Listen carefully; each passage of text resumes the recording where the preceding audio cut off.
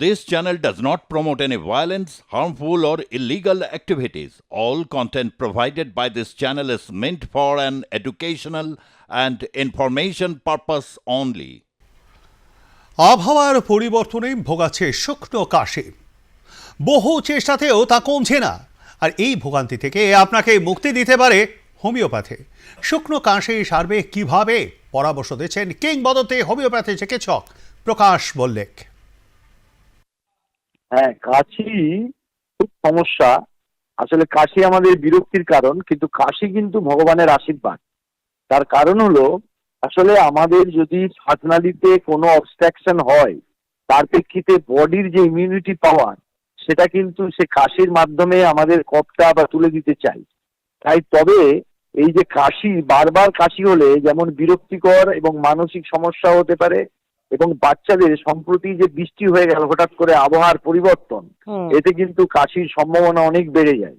এবং এক্ষেত্রে শিশুকে বৃষ্টিতে যদি ভিজে যায়, তাহলে তাকে কিন্তু ভালো করে পরিষ্কার করতে হবে, গরম জলে স্নান করাতে হবে, এবং সেই সঙ্গে হোমিওপ্যাথি খুবই সহযোগিতা করতে পারে। আমরা এক্ষেত্রে সর্দি বসে গেলে যেমন অ্যান্টিম আর্থ বলে একটা ওষুধ আছে, সেটা যদি নির্দিষ্ট মাত্রায় হোমিওপ্যাথি চিকিৎসকের পরামর্শ অনুযায়ী খাওয়ানো যায়, তাহলে কিন্তু কাশি কমে যাবে। অনেক সময় অনেক কারণে আমরা যে আলজিভ বলি, আলজিভটা বেড়ে যাওয়ার কারণে, এবং তার একটা লক্ষণ হচ্ছে হোমিওপ্যাথিক পয়েন্ট অফ ভিউ, জল খেলে কাশিটা কমে। সেখানে হাইসাইমাস বলে একটা ওষুধ আছে, সেটা ব্যবহার করা যায়। যদি এই কাশির সঙ্গে জ্বর থাকে, তাহলে রাস্টাক্স খুব ভালো ওষুধ। আবার কাশির সঙ্গে বাচ্চা বা বড়রাও যদি বমি করে ফেলে, তাহলে ইপিক্যাগ একটা ভালো ওষুধ।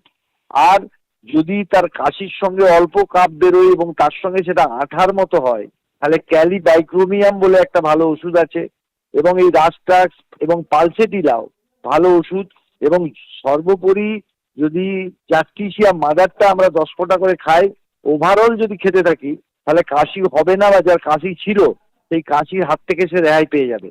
এবং টাটকা খাবার বলতে এখন কিন্তু আমরা যেটা ব্যবহার করি, যে হেলেঞ্চা শাক, যার খুব কফটা বসে গেছে, যদি প্রাকৃতিক ন্যাচারাল পদ্ধতিতে ওই হেলেঞ্চা শাকের যদি ভাপটা নিতে পারেন মুখে কিছুক্ষণ, তাহলে কিন্তু সব কফ বেরিয়ে যাবে।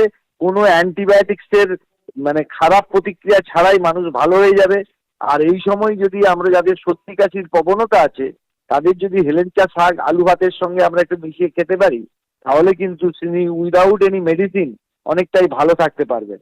আর এক্ষেত্রে এই কাশির সঙ্গে ঠোঁট শুকিয়ে যায়, সেই ক্ষেত্রে ঠোঁট শুকিয়ে গেলে আর্সেনিক অ্যালবাম একটা খুব ভালো ওষুধ।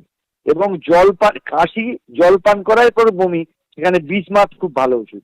তাই এক্ষেত্রে ওষুধগুলো বললাম এই জন্যে, যে ওষুধগুলো কিন্তু আপনারা নিজেরা খেতে চাইবেন না। এবং এইগুলো সমস্ত ওষুধগুলো বিভিন্ন মাত্রায় চিকিৎসক তার অভিজ্ঞতার আলোকে প্রেসক্রিপশন করবেন, এবং তিনি নির্দিষ্ট মাত্রা বলে দেবেন, তাহলেই আপনি ভালো থাকবেন। তাই ভয় পাওয়ার কিছু নেই, আমাদেরকে এইভাবেই ওষুধ এবং প্রাকৃতিক সহযোগিতা নিয়েই বাঁচতে হবে। কাশি আমাদের ভয় পাওয়ার কোনো নেই, কিন্তু একটা কাশি যদি বারবার না কমে, তাহলে কিন্তু সেখানে অন্য লক্ষণ দেখা যায়। অনেক সময় টিবির লক্ষণ থাকে, লাংসের প্রবলেম থাকতে হতে পারে, এবং তার বুকে সমস্যা হতে পারে। এবং সেই ক্ষেত্রে আমরা কিন্তু পরীক্ষা নিরীক্ষা ডাক্তারবাবুর পরামর্শ অনুযায়ী যদি করে নিতে পারি, তাহলে কিন্তু আমরা এই সমস্যার হাত থেকে রক্ষা পেয়ে যাব।